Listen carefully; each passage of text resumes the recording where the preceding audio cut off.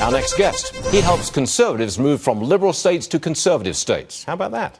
The name of the company is, or the organization, conservativemove.com, and it says they've signed up 1,500 families to make the move from California to Texas. Why am I not surprised? Paul Chabot is with us. He's the founder of conservativemove.com. Okay, you've signed up 1,500 families in California and get them over to Texas. What do you do for them?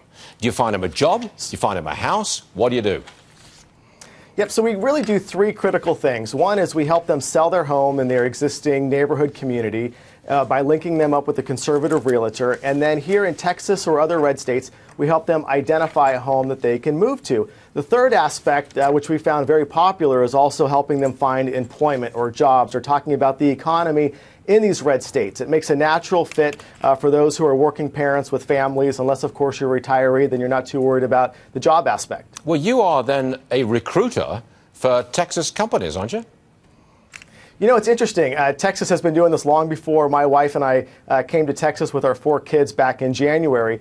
But as we well know, Texas has done a very good job at attracting corporations, businesses from blue states, in particular California. As you know, Toyota's main headquarters in California employed about 3,000 people. Closed down, moved it here to North Texas, about 3,000 jobs. So you're seeing many companies, corporations come here. Texas is a beautiful state to do work in, but it's also a beautiful state to raise a family. And that's where conservativemove.com comes in, is helps the families make that transition. Do you get a commission on the real estate transaction? You do?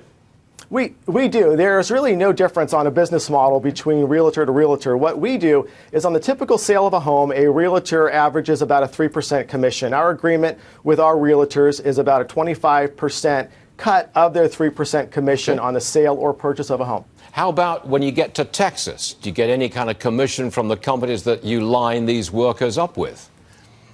You know, no, not right now, and I don't know if we're going to open that up into our business model right now. The stories that we're hearing, Stuart, from families in California and others, they're pretty distraught. You talk about working mothers and fathers working 2, 3 jobs at a time in areas where there's high crime, poor schools, and they're very frustrated. So we definitely want to provide that service and at least linking them into the employment field. We'd love to find more headhunters throughout these red states to work with us, because there's a plethora of quality people, tremendous job skills and passion, who want to work. They want good paying jobs, and these red states have them. Am I right in saying that, look, taxes are one of the big motivators to get out of California and go to Texas? I mean, you've got very high taxes in California on the state income taxes. There's no state income tax in Texas. Am I right in saying that in California, at $50,000 a year, you pay roughly 10% in state income tax? Is that accurate?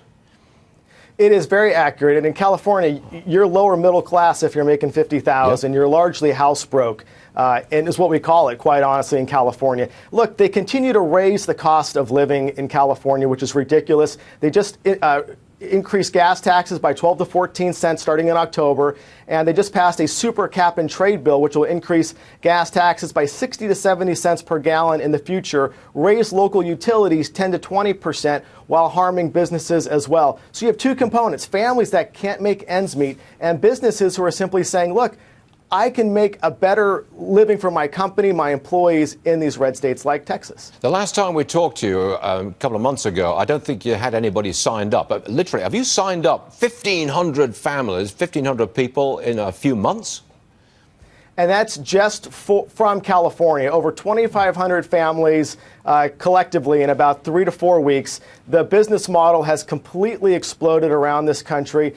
And it's really just the working average American who is frustrated in these blue states, not just California, but New York or Washington or Oregon. But there's a common theme, and they want a better life for their kids. Where I live, in our area, we have 4 of the best cities in America here in North Texas. The graduation rate is 98.2%. Wonderful jobs and low crime. California is the opposite. Many parts look like a third world country. You have tent cities popping up. Violent crime is on the rise. Good paying jobs are hard to find, and they're taxing people out of their home, and they don't even believe in home ownership. They're more into a rental market, where here in Texas we still believe in the American dream, and other red states, that home ownership is critical to a strong family. Paul Chabot, I'm not surprised you're doing well. Thanks for coming back on the show. We'll see you again soon. Thank you. Thank you, sir, for having me. I appreciate it.